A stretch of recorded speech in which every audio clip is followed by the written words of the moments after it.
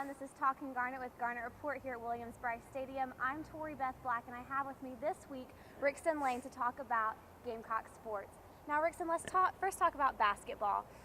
The season just started. The Gamecocks are playing well. They had one game against Longwood. They ended up winning 82-44. Had a good game. A lot of people were pleased, especially Frank Martin afterwards in the press conference. What are your initial reactions from the game and watching the Gamecocks play? Well, honestly, Tori, I listened to all of Frank Martin's press conferences last year covering the team, and that's about as happy as I've ever heard him, which is really saying something for a coach that didn't have a lot to be happy about last year.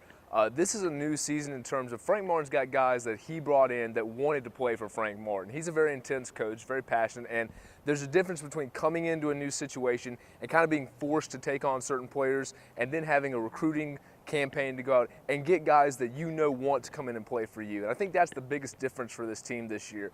You know, it's 7 freshmen on a 16-man roster. There's a lot of young talent in there. Young talent that's probably going to struggle once they hit the SEC portion of the schedule, but 82-44, it's hard to argue with those sorts of results. Obviously, there's certain things you have to work on, but the pure talent level on the court is night and day different from what we saw last year for South Carolina. And after the press conference, Frank Martin said, "We didn't outscore them, we out-defended them." And I know that was a big issue for him last year and just something that they've been working on so far. What can we look for in the rest of the season as the Gamecocks focus on defense? Well, Frank Martin really hangs his hat on defensive tenacity. That was something that he was very frustrated with last year in terms of he thought the team focused more on just trying to make baskets and trying to shoot the ball well, and he thought that there wasn't that emphasis on playing good, solid defense. And one game into the year, it seems like this new team for Frank Martin really understands what he's kind of trying to drive home. Obviously, you're going to play a lot better teams than Longwood coming up throughout the portion of the season, especially when you get into the conference schedule. But if this team takes on Frank Martin's mentality and his attitude of we start our game with defense, the points will come if they come, but we have to focus on stopping the other team from scoring the ball. If they continue to grow on that mentality, then South Carolina's going to have a much better season in terms of the wins and losses, and Frank Martin's going to be a lot happier than he was last season. Speaking of better teams, the Gamecocks will be facing Baylor tonight. They're ranked number 25 so far. How are the Gamecocks expected to play in this game? What can we be looking for them? And how's it going to turn out? Well, much better teams in South Carolina have gone to Waco and failed miserably against Baylor, who's a very good basketball team. So I think for South Carolina, the biggest key and the biggest thing to watch for is how does this young team respond to going on the road? You know, it's different when you're at home, you're starting off the season, you're going against a team that's really overmatched in Longwood. Now you're going on the road to take on one of the best teams in the country, a team that's probably going to make the NCAA tournament. How do they respond to the adversity that's going to hit against Baylor? They really weren't ever tested against Longwood. They got an early lead and sort of cruised to a victory from there on. Frank Martin was nitpicky about a few little things, so they gave up some baskets at the end of the game. But other than that, South Carolina dominated that game from start to finish. They're not going to dominate against Baylor. So how does this young team that's starting 4 players in the starting lineup against Longwood that didn't play a single minute for South Carolina last year, how do the new guys respond against a team that's one of the best in the nation? Well, we look forward to seeing what happens tonight. Now let's move on to Gamecock football. On Saturday, the Gamecocks will be facing Florida here at Williams-Brice at 7 o'clock. It's going to be a big game. It's crucial for both teams. The Gamecocks are coming off of a bye week. How important is this game, and what can we look for them to be doing differently from the games previously?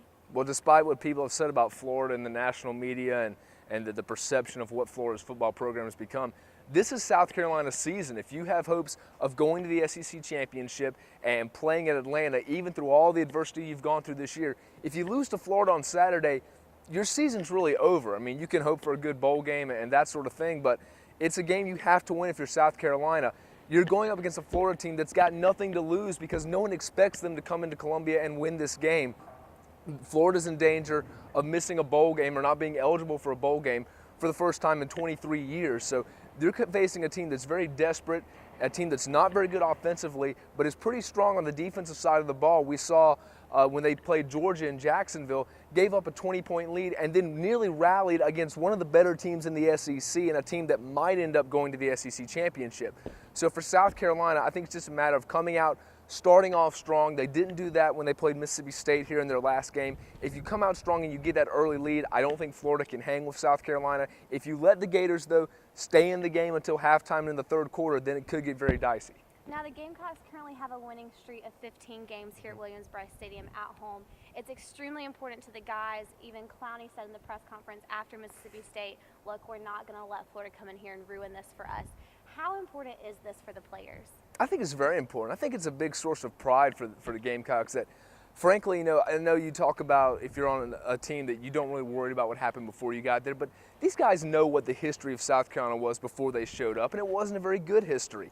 Now you're in the best part of USC's football program, and they want to keep that going, and they certainly don't want to lose the home winning streak, and they don't want to lose it in a game that they're expected to win and a game that could keep them in the thick of the SEC East hunt. So I think the Gamecocks know how important this game is. I think the fans and coaches know how important this game is. Again, it's going to be a matter of, does South Carolina come out energetic, ready to go on both sides of the ball? The defense was ready to go last week. The offense didn't really get going until later in the game. If both sides come out firing early, USC should cruise to a win.